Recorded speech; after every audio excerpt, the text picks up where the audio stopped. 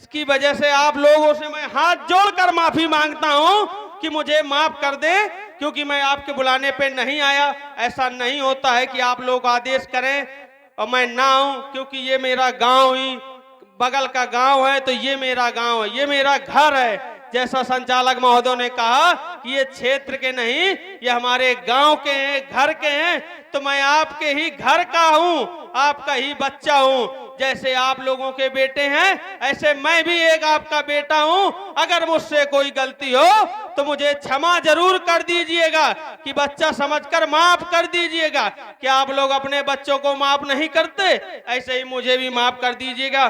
दोस्तों, बुजुर्गों, नौजवान साथियों, बड़ी खुशी होती है कि जब ऐसे कार्यक्रम, ऐसे धर्म के प्रति आस्था रखते हुए और गांवों में ऐसे काम के समय में जब ऐसे कार्यक्रम होते हैं, तो बड़ी खुशी होती है कि जहां लोग कहते हैं कि कलयुग है, ये कलयुग, वहां ऐसे कार्यक्रम हो रहे। कलयुग होने के बावजूद भी तो ये बहुत ही बधाई के पात्र हैं, इस गांव के, इस कमेटी के और यहाँ बैठी माताएं बहनों के।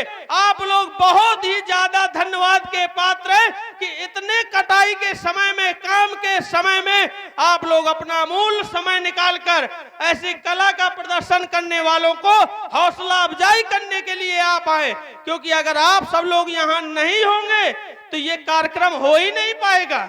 देखेगा कौन? जब देखने वाले नहीं होंगे तो कार्यक्रम करने वालों को मजा नहीं आएगा, क्योंकि जितनी भीड़ होगी उतना ही इनको मजा आएगा। अगर यहाँ 5 लोग बैठे हों तो इनसे वही शब्द भूल जाएगा जो ये शब्द रोज बोलते हैं। तो ये आप लोग बहुत ही ज्यादा बधाई के पात्र हैं। और दोस्तों, बुजुर्गों, नौजवान साथियों, अगर आप लोग ये कार्यक्रम कराते हैं तो इससे कुछ सीख लेके जाइएगा। क्योंकि जैसे भगवान राम के शरीर नाम में 2 अक्षर है, तो इसी प्रकार हमारे शरीर के हर एक अंग में 2 ही अक्षर है। हाथ, नाक, कान, पैर, चाहे जो ले लीजिए, 2 अक्षर से हमारा शरीर का हर एक अंग बना है।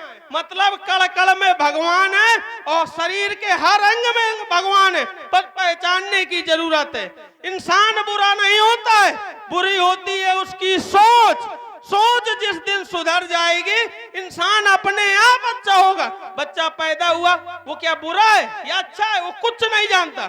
उसकी जैसा माहौल मिलेगा, जैसी सोच मिलेगी, वैसा ही वो बच्चा आगे बड़ा होकर हो जाता है। अगर सोच अच्छी मिली तो वही अच्छा हो जाएगा, सोच खराब मिली तो वही खराब हो जाएगा। क्यों? हमारे आपके लोगों के बीच में ही तो कोई आईएएस बनता है, कोई आईपीएस बनता है, कोई कुछ नहीं बन पाता।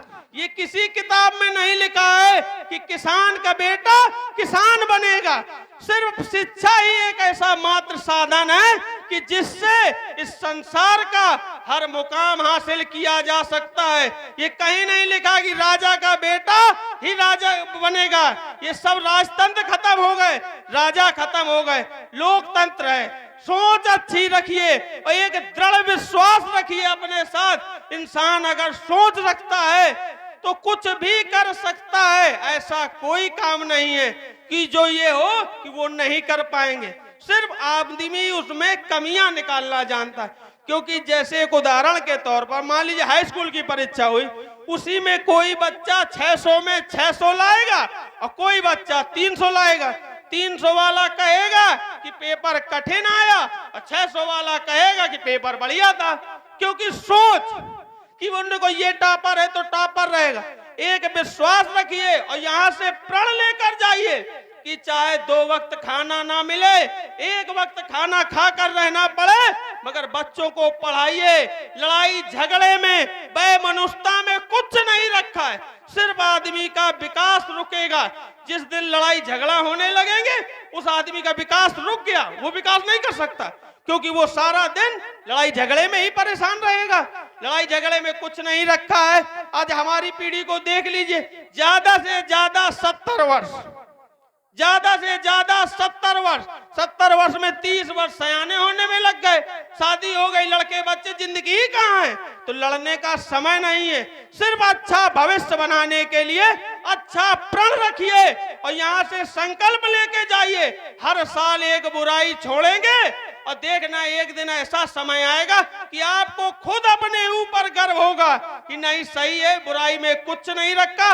इसी के साथ कोई गलती हो तो मुझे माफ कर देना, आपका बच्चा हूं, जिस लायक हूं मैं इस मंच के माध्यम से कह रहा हूं कि आप लोगों का एहसान मेरे जीवन में है कि मैं उत्तर प्रदेश में तीसरे नंबर की जीत जीता था। कि आप लोगों के आशीर्वाद से मेरा जिस लायक हूं, मैं आपके साथ अगर खड़ा ना दिखाई दूं तो कहिएगा मैं आधी रात को आपके साथ खड़ा दिखाई दूंगा। जिस लायक हूं उस लायक आपकी सेवा करूंगा, ये कसम खा के जा रहा हूं, ये वादा करके जा रहा हूं कि वादा खिलाफी कभी नहीं करूंगा, जिस लायक हूं। इसी के साथ आप सभी के चरणों को प्रणाम करते हुए अपनी वाणी को विराम देते हैं। जय हिंद, जय भारत, जय रामलीला मंच। बहुत सुंदर हमारे आदरणीय मुख्य अतिथि जी के विचारों को सुना।